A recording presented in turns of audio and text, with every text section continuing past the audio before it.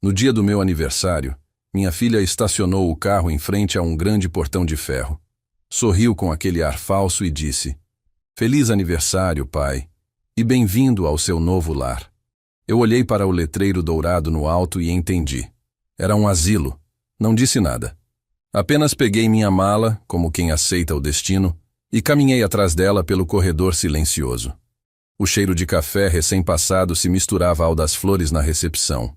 Funcionários nos observavam discretamente, curiosos. Quando chegamos à sala do diretor, ela abriu a porta sem bater. Lá dentro, um homem de terno escuro ergueu os olhos. Me viu e sua expressão mudou na hora. Levantou-se apressado, atravessou a sala e me envolveu num abraço firme, quase emocionado. "Chefe, quanto tempo não te vejo. Que surpresa maravilhosa." O silêncio que se seguiu foi pesado. Minha filha olhava de um para o outro, sem entender. O diretor, com um sorriso orgulhoso, continuou: "Não acredito que voltou para visitar a casa que o senhor fundou, e ainda por cima no dia do seu aniversário. Eu sou Álvaro Mendes, tenho 78 anos, e por grande parte da minha vida, trabalhei como empresário no ramo de saúde e bem-estar para idosos. Nasci em uma pequena cidade do interior de Minas Gerais, onde aprendi, desde cedo, o valor da palavra e do trabalho. Comecei como balconista de farmácia, mas com o tempo, abri minha própria rede de casas de repouso. Esta aqui, onde minha filha tentou me internar como se fosse um fardo, foi a primeira que construí com as próprias mãos. E o orgulho que sinto por ela é imenso." Antes de continuar essa história, quero agradecer a você que está ouvindo e pedir que, se de alguma forma essa narrativa tocar o seu coração, ajude o canal se inscrevendo, deixe seu comentário dizendo de onde nos acompanha e compartilhe com alguém que precisa ouvir isso. Todos os dias tem uma história nova, e talvez a de hoje seja um lembrete de que a vida dá voltas que ninguém imagina. Eu me mantive em silêncio diante da cena, mas minha mente estava fervendo. A minha filha, que tantas vezes recebeu ajuda minha, que estudou nas melhores escolas porque eu paguei cada centavo, agora me olhava como quem se desfaz de algo velho e sem utilidade. O que ela não sabia era que aquele lugar não só me pertencia, mas estava no meu nome desde a inauguração, há mais de 40 anos. E mais, eu ainda era o presidente do conselho administrativo, embora raramente aparecesse.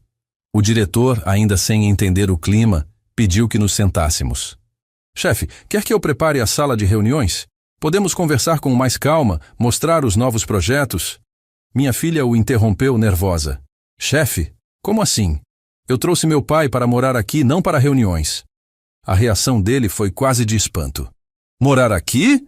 A casa é dele!" Foi nesse momento que vi o rosto dela mudar completamente. Primeiro incredulidade, depois uma mistura de vergonha e raiva. A verdade é que, anos atrás, eu já havia previsto que poderia enfrentar dias assim. Gente muda quando o dinheiro acaba ou quando o tempo pesa. Então, mantive discrição sobre minhas posses, deixando que pensassem que eu vivia apenas com a aposentadoria. Isso me deu liberdade e, de certa forma, me protegeu de interesses mascarados de afeto. Mas confesso, nunca imaginei que veria minha própria filha me entregando num asilo, como quem se livra de um problema. Enquanto o diretor chamava um funcionário para trazer café, eu observava cada detalhe da sala. Quadros antigos nas paredes, alguns dos quais eu mesmo havia escolhido. Uma pequena estatueta sobre a mesa, presente que ganhei de um grupo de idosos no primeiro aniversário da casa. Cada canto tinha história, e vê-la ali, tentando me largar, me trouxe uma mistura de tristeza e uma estranha sensação de justiça. Eu não sabia ainda o que faria a seguir. Parte de mim queria expor tudo ali mesmo, deixar claro quem realmente mandava naquele lugar. Outra parte, mais calculista, pensava em esperar. Talvez essa fosse a oportunidade perfeita para mostrar à minha filha, com calma e precisão, que a vida cobra o que a gente planta. O café chegou, servido numa bandeja de prata que estava comigo desde a inauguração. A cada gole, eu sentia o peso dos anos, mas também a força de quem já havia enfrentado tempestades muito maiores. Minha filha mexia o celular, inquieta, talvez tentando encontrar alguma explicação para o que estava acontecendo. O diretor, tentando quebrar o clima, começou a falar das melhorias recentes na casa, dos novos quartos, da área de lazer ampliada. Tudo com orgulho, como se falasse para um amigo de longa data. Eu apenas ouvia. Não era hora de falar muito.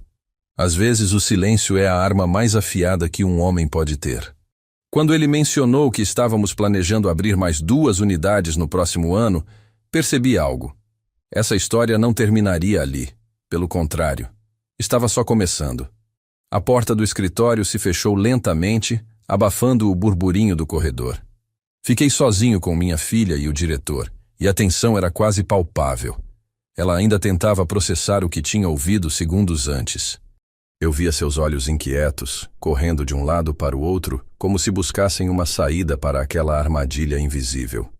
O diretor, sem entender que estava diante de um momento delicado, continuava falando animado sobre os novos investimentos, como se fosse uma reunião de negócios normal. Eu, por dentro, sabia que aquela era a oportunidade perfeita para deixar as peças se moverem sozinhas no tabuleiro. Minha filha quebrou o silêncio primeiro. Pai, o que ele quis dizer com a casa é sua? Sua voz carregava um misto de incredulidade e constrangimento. Eu a encarei por alguns segundos antes de responder, medindo cada palavra.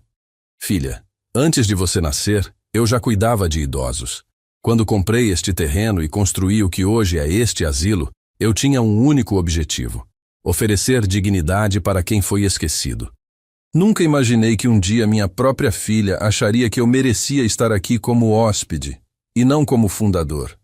O rosto dela empalideceu. O diretor, percebendo que havia algo muito mais profundo em jogo, recuou e se sentou, mantendo-se em silêncio pela primeira vez desde que entrei. Aproveitei aquele momento para me levantar e caminhar até a janela. De lá, vi o jardim onde tantas vezes sentei com os moradores, ouvindo suas histórias, rindo e até chorando com eles. Cada árvore ali foi plantada em homenagem a alguém que partiu. Eu conhecia o nome de todos. Voltei para minha cadeira e, com a calma que só os anos me deram, comecei a contar a história da fundação do lugar. Falei do meu primeiro morador, um ex-professor que havia perdido a família num acidente e encontrou ali um motivo para continuar. Falei das noites em claro cuidando de doentes, quando eu mesmo carregava bandejas de sopa para o quarto deles. E enquanto eu falava, percebia que minha filha se encolhia na cadeira, talvez lembrando de quando ainda era criança e corria por aqueles corredores, chamando todos pelo nome. O diretor aproveitou uma pausa para dizer: Chefe, é uma honra ouvir essas histórias outra vez. Isso aqui só existe porque o senhor acreditou que os idosos mereciam mais do que um teto. Eles mereciam respeito. Minha filha desviou o olhar, como se as palavras dele fossem um espelho que a obrigava a se ver de verdade. Eu não pretendia humilhá-la, mas também não podia deixar passar a oportunidade de fazê-la refletir. Então, em vez de confrontá-la diretamente, decidi convidá-la para um passeio pelo local. Caminhamos juntos pelos corredores. Cumprimentei cada funcionário pelo nome. Recebi abraços calorosos de moradores que não me viam há meses. Alguns me chamaram de seu Álvaro, outros de pai ou avô. Era impossível não notar como minha filha se tornava cada vez menor ao meu lado, como se estivesse num mundo que já foi seu, mas que agora a intimidava. No refeitório, uma senhora de cabelos muito brancos me segurou pela mão e disse: Eu sabia que o senhor ia voltar, eu sempre soube. Aquelas palavras, simples, me atravessaram. Eu sabia que meu retorno não era só sobre o que aconteceu com minha filha. Era também sobre o meu lugar no mundo, um lugar que nunca deixei de ter, mesmo quando o tempo e as pessoas tentaram me empurrar para fora. De volta à recepção, pedi que minha filha se sentasse no banco de madeira ao lado da porta. Sentei ao seu lado e, depois de alguns segundos de silêncio, falei baixo. Você me trouxe aqui para me deixar, mas acho que foi a vida que trouxe você aqui para aprender. Ela mordeu o lábio e por um instante vi seus olhos brilharem com lágrimas que ela não queria deixar cair, mas não disse nada. Apenas levantou-se, pegou o celular e saiu para o estacionamento, me deixando ali com o som distante de um rádio tocando boleros antigos. O diretor voltou, trazendo um envelope que deixara guardado no cofre. Chefe, achei que fosse querer ver isso. São as primeiras plantas e documentos de quando começamos. Seu nome está em cada página. Peguei o envelope e senti o peso da história nas mãos. Mais do que papéis, aquilo era um lembrete de que tudo o que construí continua de pé, mesmo quando alguns tentam apagar. Enquanto folheava, percebi que talvez fosse hora de voltar a me envolver na administração. Talvez eu não tivesse vindo parar ali por acaso. Talvez esse fosse o sinal de que ainda havia algo a fazer. E no fundo, eu já sabia que minha presença iria mudar mais do que apenas a rotina do asilo. Também iria mexer com as certezas da minha filha. A manhã seguinte começou diferente. O sol entrava pelas grandes janelas do meu antigo escritório, agora usado como sala de reuniões, e o cheiro de café fresco vinha acompanhado de um burburinho no corredor. Os funcionários sabiam que eu estava ali, e a notícia de que o chefe voltou parecia correr mais rápido do que eu imaginava. Eu, sentado na mesma cadeira que usei por anos, passava os olhos pelos relatórios recentes. Cada página era uma lembrança do tempo em que eu conhecia cada detalhe daquela casa, dos gastos com flores para o jardim até o nome de cada fornecedor de mantimentos. O diretor bateu à porta e entrou com um sorriso. Seu Álvaro, os funcionários estão ansiosos para falar com o senhor. Se tiver tempo, podemos reunir todos no salão principal. Assenti sem pensar muito. Fazia anos que não reunia a equipe. Mas talvez fosse o momento certo de mostrar que eu não estava ali, apenas para passear pela memória. Eu estava de volta para ficar. No salão, uma dúzia de rostos me esperava. Muitos eram novos, mas alguns eram antigos conhecidos, agora com mais rugas e cabelos brancos. Cumprimentei um por um, olhando nos olhos, chamando-os pelo nome quando me lembrava. Vocês sabem que este lugar sempre foi mais do que paredes e camas. É um lar. E eu construí este lar para que cada pessoa que passasse por aqui sentisse respeito, não pena. E é isso que vamos garantir que continue acontecendo. Um murmúrio de aprovação percorreu o grupo. Eu percebia que havia uma mistura de respeito e curiosidade no ar. Respeito pela minha história ali e curiosidade sobre o que minha volta significaria para a rotina deles. Enquanto falava sobre meus planos para melhorar alguns setores e retomar projetos antigos, notei minha filha parada na porta, observando. Ela não disse nada. Apenas cruzou os braços e ficou me olhando. Quando a reunião terminou, ela entrou. Então é isso? Vai se meter de novo na administração? Sua voz carregava ironia, mas também algo que soava como insegurança. Respirei fundo. Filha, eu nunca deixei de me importar com este lugar. Talvez tenha me afastado para te dar espaço, para te deixar viver sua vida sem minha sombra. Mas ontem percebi que talvez eu tenha deixado espaço demais e que algumas pessoas confundiram minha ausência com abandono. Ela desviou o olhar. Não foi isso, murmurou, mas não completou. Eu não pressionei. Sabia que era cedo para esperar arrependimento. Em vez disso, voltei para minha mesa e puxei uma pasta com documentos antigos. Vou revisar as contas, os contratos e ver o que precisa ser ajustado. E vou passar a vir aqui toda semana. Ao longo do dia, caminhei pelos corredores com o diretor, anotando pontos que poderiam ser melhorados. Um corrimão solto, um banco quebrado no jardim, a necessidade de pintar alguns quartos. Tudo parecia pequeno, mas eu sabia que no conjunto faria diferença. E cada ajuste que eu pensava reforçava uma certeza. Minha presença ali não era temporária. No final da tarde, sentei no banco do jardim, o mesmo onde tantas vezes conversei com moradores. Uma senhora se aproximou com passos lentos e se sentou ao meu lado. Soube que a filha do senhor queria deixá-lo aqui, mas acho que foi Deus que trouxe o senhor de volta para cuidar da gente. Essas palavras mexeram comigo mais do que eu esperava. Talvez houvesse mesmo algo maior acontecendo ali. Enquanto o sol se punha atrás dos muros, senti que estava apenas no começo de algo. Não era só sobre reassumir o asilo. Era sobre retomar meu papel na vida de muita gente, inclusive na vida da minha filha, mesmo que ela ainda não percebesse. E no fundo, eu sabia. Minha volta iria mudar muito mais do que a administração daquele lugar.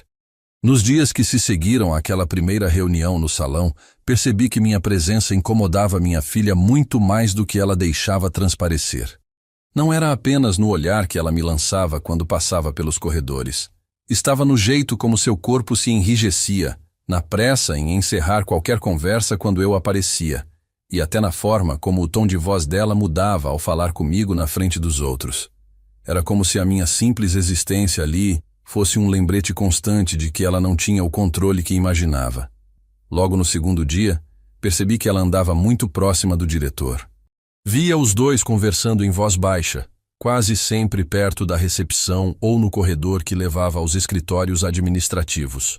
Eu não queria me intrometer, mas sempre que passava, notava que o assunto era interrompido de forma abrupta.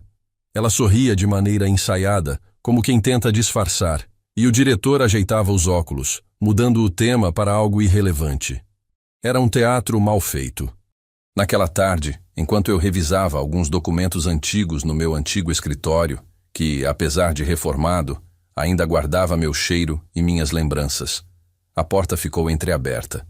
Eu estava concentrado em uma planilha de despesas quando ouvi a voz dela no corredor, mais baixa, mas claramente dirigida ao diretor. Eu só quero entender qual é a influência real dele agora. Se ele pretende voltar a comandar tudo, isso muda muita coisa para mim. E o diretor tentou responder num tom diplomático. Com todo respeito, dona Helena, seu pai fundou esta casa. O nome dele está em todos os documentos. E ele ainda é o presidente do conselho. A presença dele aqui só pode trazer benefícios. Houve uma pausa, e o que ouvi a seguir me atravessou como um golpe inesperado. Você não entende? Eu achei que ele estava acabado. Eu não sabia que ele ainda era o dono disso. Não houve raiva na voz dela, mas havia uma honestidade fria, como se dissesse algo óbvio. Para ela, eu já não passava de um homem sem forças, pronto para ser deixado à margem. Fechei os olhos e permaneci imóvel, deixando que a conversa seguisse. Não queria que soubessem que eu estava ouvindo. Poucos minutos depois, ouvi passos se afastando, primeiro firmes e depois mais leves, até que o silêncio voltou a preencher a sala. No dia seguinte, percebi que ela havia mudado de estratégia. Não tentou mais confrontar diretamente minha presença na administração. Pelo contrário, começou a se aproximar dos moradores, sentando-se com eles no jardim, trazendo doces e biscoitos, perguntando sobre suas histórias. Via conversando longamente com Dona Mariana, uma das moradoras mais antigas que conhecia cada detalhe da história deste lugar e, sem dúvida, falaria muito sobre mim. Era curioso observar. Havia ali um esforço quase ensaiado, como se ela tentasse criar sua própria base de simpatia. Mas nem todos os momentos foram cordiais. Durante o almoço no refeitório, por exemplo, um dos funcionários veio até mim para falar sobre um problema de abastecimento na cozinha. Enquanto eu escutava, ela, sentada na mesma mesa, sorriu de leve e disse: "Pai, se quiser, posso cuidar disso. Talvez seja a hora de descansar e me deixar ajudar." Havia uma ponta de desafio na frase. Eu a encarei e respondi com voz calma, mas firme: "Descansar não está nos meus planos, filha. E cuidar. Eu sempre cuidei." O silêncio que se seguiu foi pesado, interrompido apenas pelo barulho de talheres. À tarde, o diretor veio ao meu encontro visivelmente desconfortável. "Seu Álvaro, não quero me meter em assuntos de família, mas percebo que sua filha está resistente. Talvez seja só o impacto da sua volta, mas parece preocupada com o que isso significa." Cruzei as mãos sobre a mesa e respondi: "Não quero afastá-la nem criar uma guerra, mas também não vou me afastar do que é meu. Ela vai precisar entender isso, no tempo dela." Mesmo assim, uma inquietação começou a crescer dentro de mim. Eu conhecia minha filha o suficiente para saber que, quando ela não fala claramente sobre suas intenções, é porque existe algo escondido. E a tentativa de me deixar no asilo como um simples morador, aliada à surpresa dela ao descobrir que eu ainda era dono, formava um quebra-cabeça que eu precisava montar. 2 dias depois, encontrei Dona Mariana novamente no jardim. Ela sempre foi perspicaz e tinha uma memória afiada. "Seu Álvaro, achei estranho. Sua filha veio conversar comigo ontem, perguntando quem cuida das finanças da casa. Disse que estava curiosa, que queria entender melhor como tudo funciona." Aquilo acendeu um alerta dentro de mim. Não era apenas curiosidade. Havia um objetivo. E se havia algo que aprendi em todos os anos administrando negócios, era que quando as perguntas começam pela parte financeira, a intenção raramente é inocente. Passei o resto do dia observando. Notei que minha filha passava mais tempo com alguns funcionários-chave. O responsável pelo almoxarifado, a enfermeira-chefe e até o contador.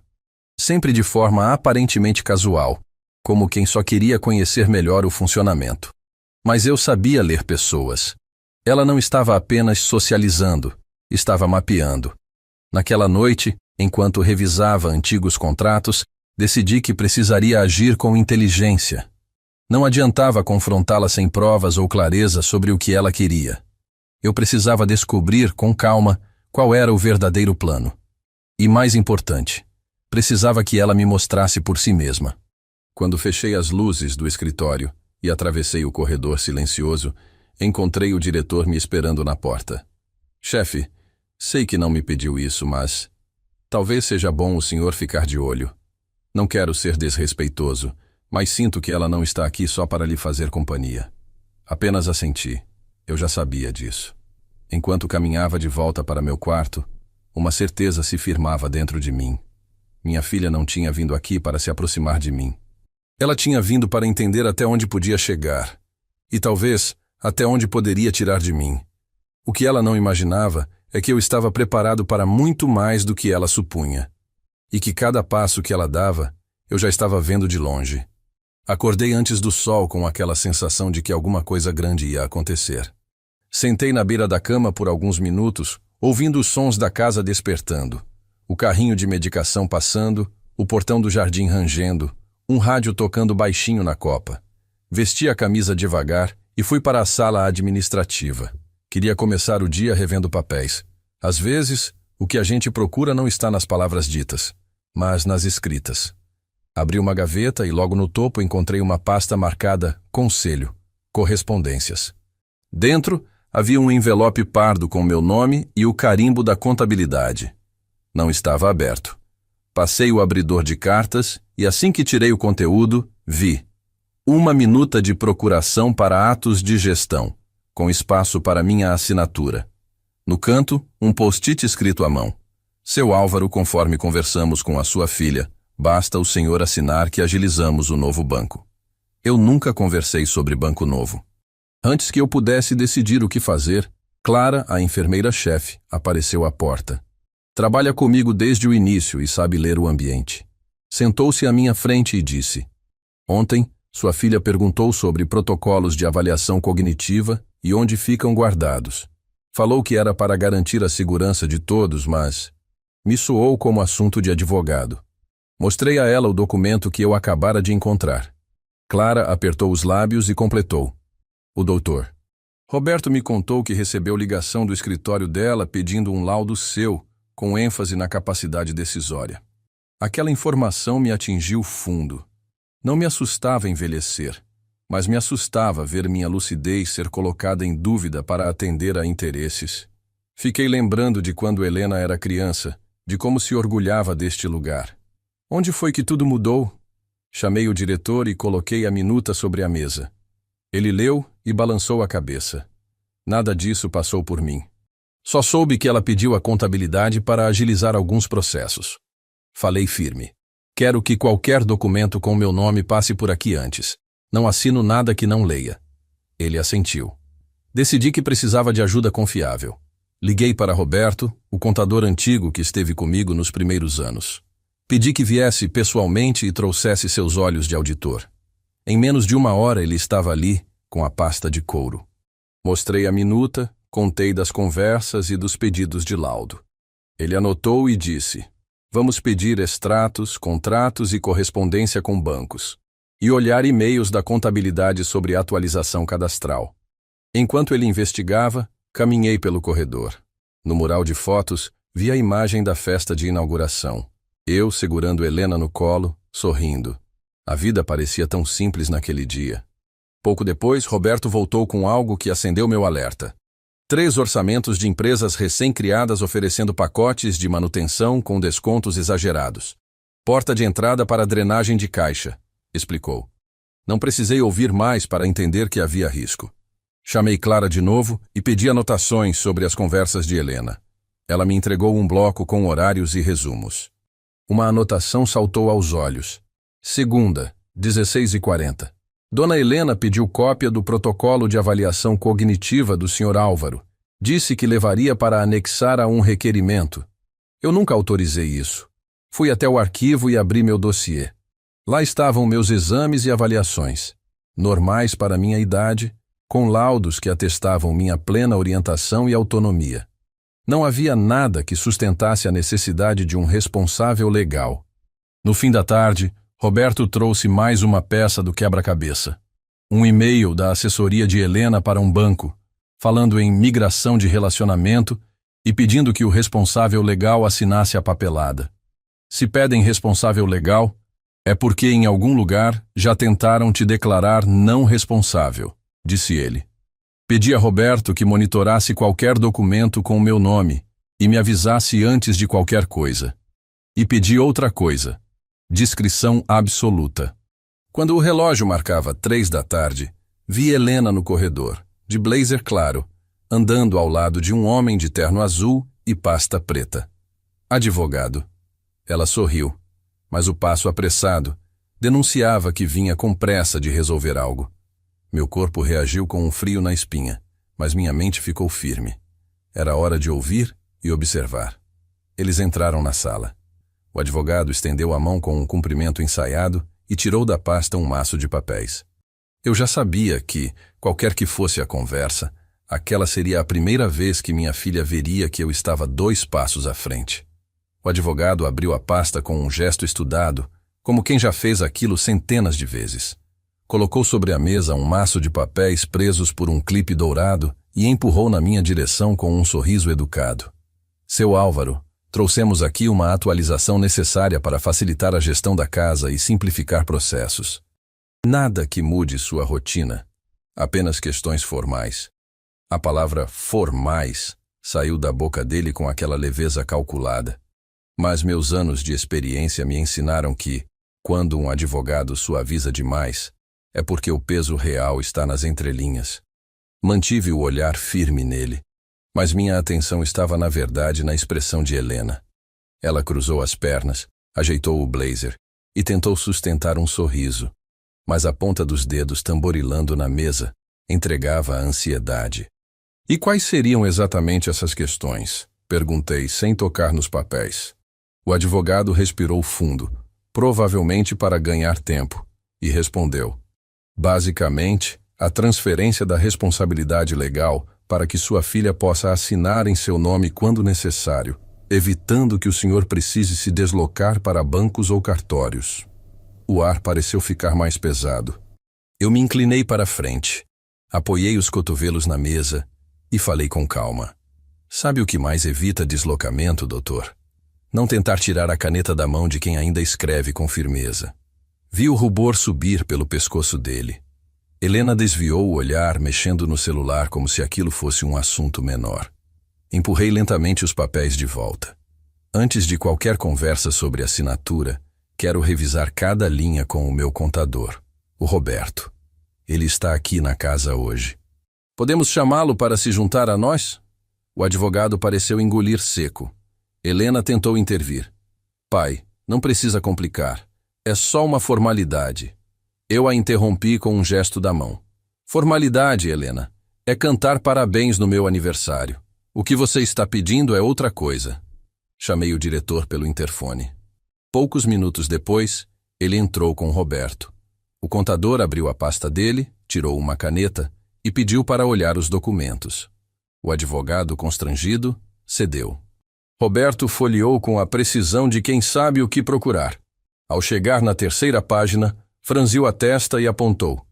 Seu Álvaro, aqui está escrito que a procuração é irrevogável e irretratável. Isso significa que, uma vez assinada, o senhor perde o direito de revogar. E mais, abrange todos os bens registrados em seu nome, não apenas esta instituição. O silêncio que seguiu foi pesado.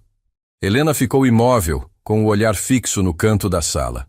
O advogado pigarreou, tentando disfarçar. Um modelo padrão podemos ajustar. Roberto não o deixou terminar. Padrão? Esse modelo é usado para transferir poderes amplos e permanentes. Não é uma autorização para pegar correspondência, é para controlar tudo. Respirei fundo, olhei para minha filha e perguntei, sem elevar o tom: é isso que você quer? Me colocar numa cadeira e decidir o que acontece com a minha vida, com o que eu construí? Ela hesitou, mas não respondeu. O silêncio dela foi resposta suficiente. Fechei a pasta, coloquei-a sobre a mesa e disse: Doutor, agradeço sua visita, mas esta conversa está encerrada. Helena, se você ainda quiser conversar comigo como filha, sabe onde me encontrar, mas não volte aqui com um papel para eu assinar sem antes olhar nos meus olhos e dizer a verdade. O advogado recolheu os papéis e os dois saíram. Roberto ficou. Seu Álvaro, isso não acabou. Eles podem tentar por outros caminhos. Assenti. Eu sei.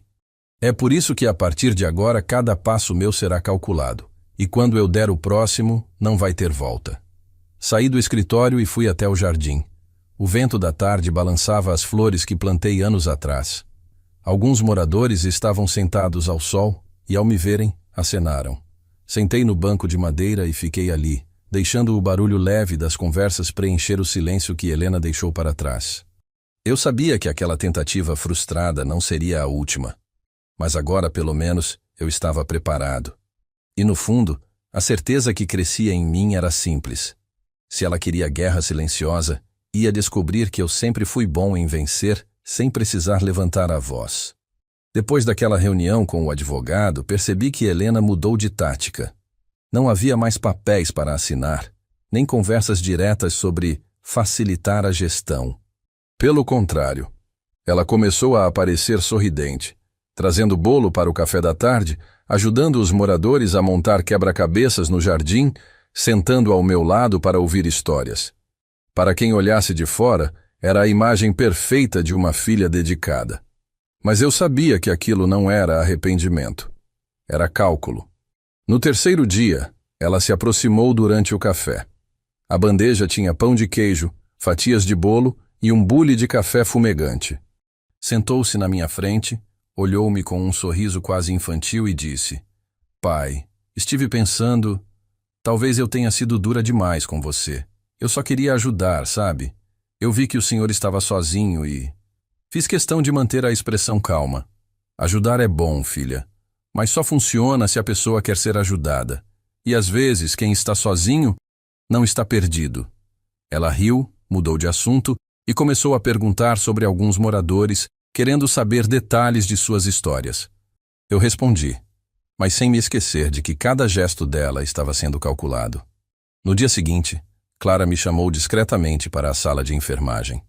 Fechou a porta, olhou para os lados e me entregou um papel dobrado. Chegou pela contabilidade. Achei que o senhor devia ver antes de mais ninguém. Era um bilhete simples, escrito à mão. Dona Helena pediu acesso às contas conjuntas do asilo e pessoais. Disse que tinha sua autorização verbal. Senti o corpo aquecer. Agora estava claro. Ela estava tentando chegar ao dinheiro pelo caminho mais silencioso possível, sem documentos, mas com autorizações, que depois poderiam ser distorcidas.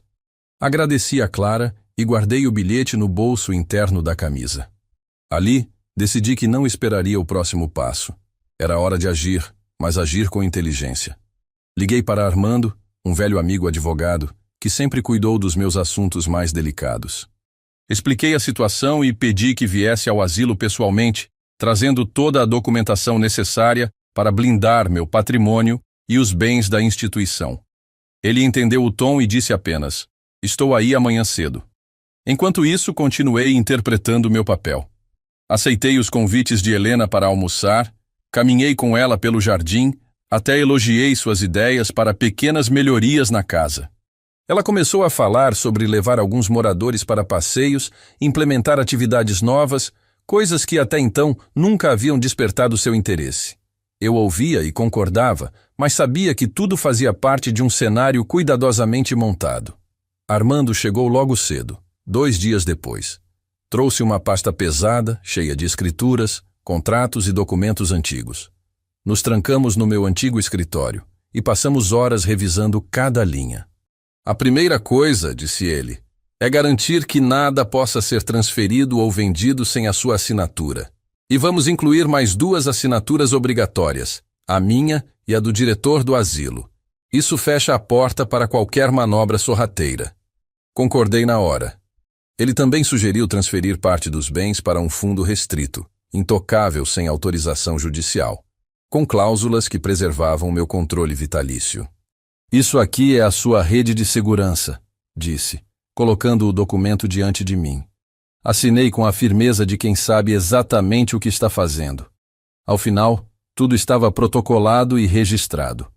O jogo, naquele momento, havia virado a meu favor.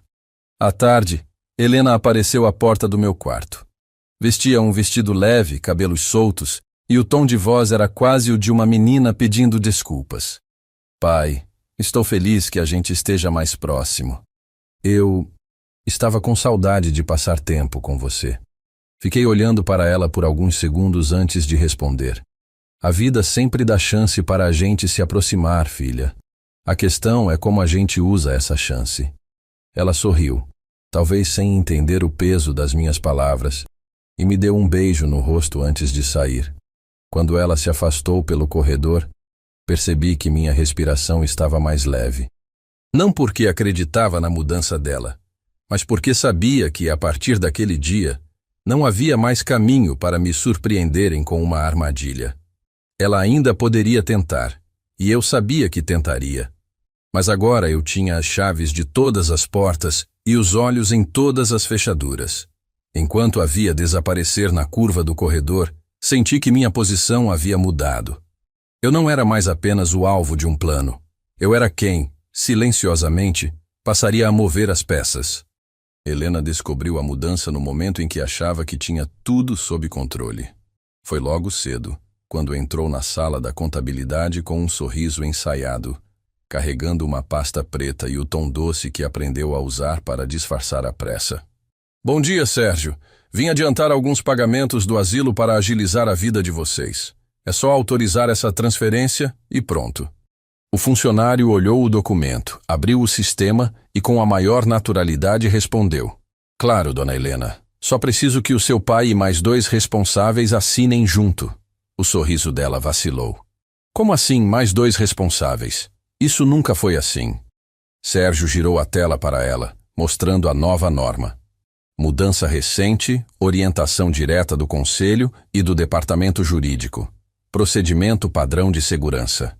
Agora, qualquer movimentação precisa da assinatura conjunta do seu Álvaro, do Sr. Armando e do diretor. Ela tentou manter o tom leve. Entendo. Bom, não sabia dessa atualização.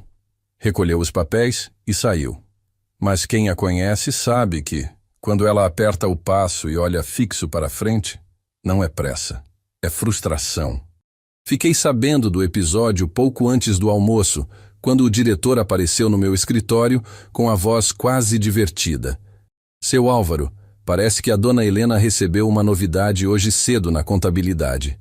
Olhei para ele e perguntei apenas, e como ela reagiu? Ele riu de leve. Vamos dizer que não estava esperando. Eu apenas assenti. Não era hora de comentar, apenas de observar. O resto do dia revelou o impacto. Helena, que nos últimos tempos passava sorridente pelos corredores, agora evitava cruzar meu olhar. Quando falávamos, o tom dela era seco, quase burocrático. No jantar, sentou-se do outro lado do refeitório, mexendo no celular e falando baixo com alguém. Clara percebeu e, no fim da noite, me chamou na enfermaria. Seu Álvaro, acho que sua filha entendeu que as portas se fecharam. Mas cuidado! Quando alguém quer algo e não consegue, costuma procurar outro jeito. No dia seguinte, ela já havia mudado a abordagem. Começou a questionar pequenas decisões da administração, o cardápio do almoço, a compra de material de limpeza, o horário das visitas. Não seria melhor cortar gastos nessa área? Vocês não acham que esse fornecedor é caro demais? Por que não fazemos uma licitação para o café? Eram perguntas aparentemente inocentes, mas eu sabia que ela estava procurando brechas. Respondi a todas com calma, sem dar espaço para abrir discussões mais profundas. Ela queria me testar, medir até onde eu estava atento. E eu, por outro lado, queria que ela percebesse que eu estava presente em cada detalhe. No meio da tarde, cruzei com ela no jardim. Os moradores jogavam dominó e conversavam animadamente. Ela se aproximou, puxou uma cadeira e disse: "Pai, sabe, às vezes eu acho que você não confia em mim." Olhei para ela e sorri de leve. "Filha, confiança é como um vidro. Quando trinca, mesmo que cole, nunca mais é o mesmo." Ela mordeu o lábio, desviou o olhar e comentou algo sobre o clima, mudando de assunto. Armando me ligou naquele mesmo dia para confirmar que todo o processo de blindagem já estava concluído. "Álvaro, agora você está protegido por dentro e por fora. Qualquer tentativa de movimentar patrimônio ou contas sem sua assinatura será bloqueada na hora." Agradeci, mas não senti alívio total. Conhecia minha filha o suficiente para saber que ela não desistiria tão fácil. Quando alguém perde o acesso ao que quer, é aí que mostra do que é capaz. No jantar, notei que ela estava mais agitada. Mexia o garfo no prato sem comer e olhava o relógio com frequência. Ao me ver, tentou um sorriso protocolar, mas não sustentou. Clara, que passava recolhendo as bandejas, sussurrou: "Ela está tramando alguma coisa, seu Álvaro." Vi ela fazendo 2 ligações longas no corredor hoje. Naquela noite, enquanto eu fechava a janela do quarto, pensei em tudo o que tinha acontecido desde o dia em que ela tentou me internar aqui. O que mais me doía não era a tentativa de controlar meu patrimônio, mas a frieza com que ela estava disposta a fazer isso. Ainda assim, havia uma parte de mim que queria entender o porquê. Não justificaria, mas talvez explicasse. Decidi esperar. Às vezes, a melhor maneira de fazer alguém se revelar é deixar que pense que ainda tem o controle da situação. Eu tinha minhas cartas, mas queria ver as dela. E algo me dizia que não demoraria muito para que ela colocasse todas sobre a mesa. Naquela manhã, percebi que algo estava prestes a acontecer. O ar no asilo parecia mais pesado, como se todos soubessem de alguma coisa que ainda não havia chegado aos meus ouvidos. Clara andava com passos contidos. O diretor evitava me encarar por mais de alguns segundos, e Sérgio, da contabilidade, carregava uma pasta contra o peito como quem guarda um segredo. Eu estava sentado no banco do jardim, observando o movimento tranquilo dos moradores, quando Helena apareceu na porta principal. Vestia roupas neutras, óculos escuros e trazia o celular na mão. Não havia sorriso, nem tentativa de disfarçar o incômodo. Veio até mim e disse direto: "Precisamos conversar. Agora." Levantei-me devagar, sentindo o peso da idade nas pernas e a firmeza da coluna que nunca permiti que se curvasse diante de situações assim, e respondi apenas: "Sala de reuniões." Entramos sem trocar mais nenhuma palavra. Fechei a porta, ela tirou os óculos e deixou o celular virado para baixo sobre a mesa. O tom foi frio, quase mecânico. "Eu sei que você mudou as regras. Sei das 3 assinaturas, do fundo restrito, de tudo. Quero que entenda por que fiz o que fiz." Cruzei os braços e esperei, sem interromper. Ela respirou fundo e começou: "Estou devendo, muito. 3,5 milhões. Não é só com banco. É com gente que não aceita atraso." A revelação não me surpreendeu pelo valor, mas pelo fato de ela ter chegado a esse ponto sem me dizer nada. Perguntei apenas: "Como?" Ela desviou o olhar e respondeu: "Entrei como avalista de um negócio com o Renato. Clínica estética. Prometeram expansão rápida, retorno garantido. Coloquei dinheiro, assinei papéis. Quando vi, a dívida era minha. Quando tentei negociar, já tinham começado a me pressionar. Eu precisava de liquidez. E o caminho mais rápido era você." Ela falou sem emoção, como quem admite um erro técnico. Mas eu ouvi o que estava por trás: desespero e cálculo. "Liquidez, Helena. Engraçado como palavras bonitas tentam esconder escolhas feias", comentei sem levantar a voz. Ela mordeu o lábio, como se quisesse se defender, e disse: "Eu não queria te machucar, pai. Eu só queria resolver." Resolvi cortar a delicadeza das palavras. Resolver ou se livrar do problema rápido, mesmo que fosse às minhas custas. Ela se encolheu levemente na cadeira. Eu achei que seria melhor se você estivesse aqui, assistido, seguro, e que eu cuidaria do resto. Respirei fundo antes de responder. Assistido é quem precisa de cuidados que não pode dar a si mesmo. Eu fundei este lugar para dar dignidade a quem foi esquecido, não para me transformar em depósito de gente. Ela baixou os olhos e, por alguns segundos, vi a menina que me acompanhava de mãos dadas quando atravessávamos a rua. Eu estava desesperada, repetiu, como se isso fosse suficiente para explicar tudo. Aproximei-me um pouco, apoiando os cotovelos na mesa. Desespero não justifica trair a confiança. Se você tivesse entrado aqui e me dito a verdade, eu teria ouvido. Mas você trouxe um advogado e uma procuração irrevogável. Ela tentou se defender. Foi ideia dele. Balancei a cabeça. Ideias não fazem nada sozinhas, Helena. Alguém assina, e você assinou. O silêncio se instalou. Ela respirou fundo e disse: eu ia te contar, só que quando vi as assinaturas novas, percebi que você não confia em mim. Respondi com calma. Não é falta de confiança, é proteção. Quando a confiança trinca, é preciso construir uma ponte. E eu construí uma com 3 assinaturas. Se você quiser atravessar, vai ter que andar. Ela pegou o celular e virou a tela para mim. Vi mensagens de cobrança, notificações bancárias e até fotos de bilhetes deixados na porta do apartamento dela com ameaças veladas. Reconheci o tipo de recado e o tipo de gente que o envia. Você está com medo, afirmei. Ela assentiu e disse: estou. E sim, pensei no seu patrimônio porque sabia que era a saída mais rápida. Esperei 2 minutos em silêncio antes de falar. Eu vou te ajudar, mas não do seu jeito. Ela ergueu o rosto rapidamente. Como então? Olhei firme. Do meu, transparente, assinado, documentado e com condições. Ela respirou fundo. Quais?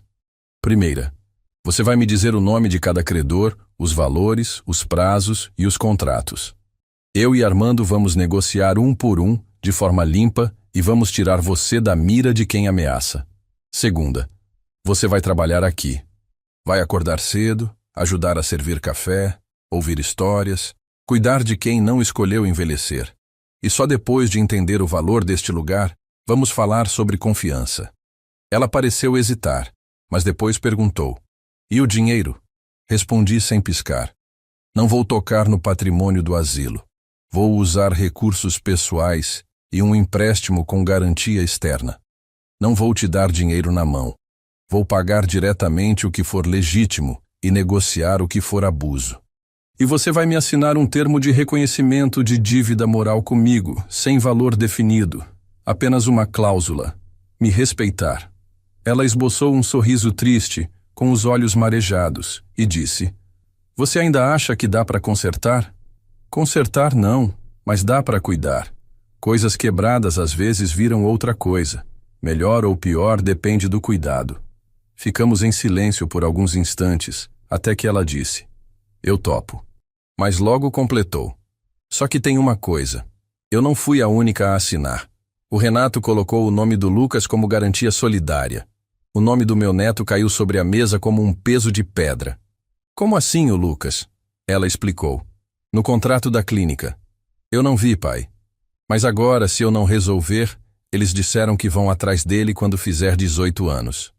Nesse momento, entendi que o problema já não era só dela, e que a minha resposta teria que ser muito maior do que um simples plano de pagamento. Quando ouvi o nome do Lucas envolvido naquela história, algo dentro de mim mudou. Até então, tudo era sobre proteger o que eu construí e evitar que minha filha me tirasse do controle da própria vida. Mas agora, meu neto estava no meio, e isso transformava a questão em algo muito mais sério.